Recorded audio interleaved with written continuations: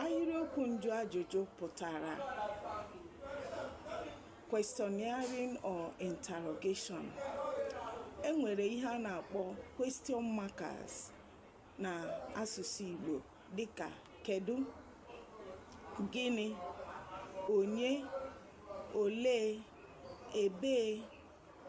All these things are what, where, who, how, and whom, whose. All these are question markers, and they have theirs, as I have mentioned in Igbo.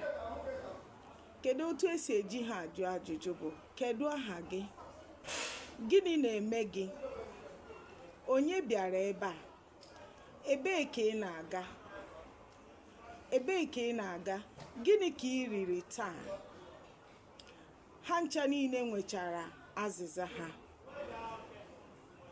Soro m ka anyị leba anya na azịza ha.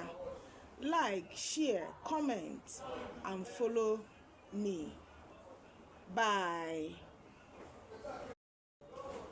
Ahịrị ọ bụrụ na ma ọ bụ mbụrụ na. Ọ bụrụ na akwụọ m ụgwọ, aga m aga ahịa.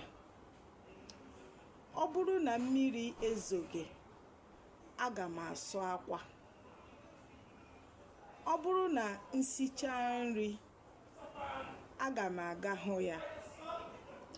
All these are conditional sentences that one sentence must happen before another one will happen. That is why they are conditional sentences or statements. And ihe anyị na-akpọ ha bụ mbụrụ na ma ọ bụ ọ bụrụ na. So ọ bụrụ na Chineke kwe, aga m aga njem. Ọ bụrụ na enye m ego, aga m arụ ọrụ. So if one thing did not happen, another thing will not happen. Ya ka eji akpọ ha ahịrị ọ bụrụ na ma ọ bụ mbụrụ na. Like, share, comment, and continue to follow me. Bye.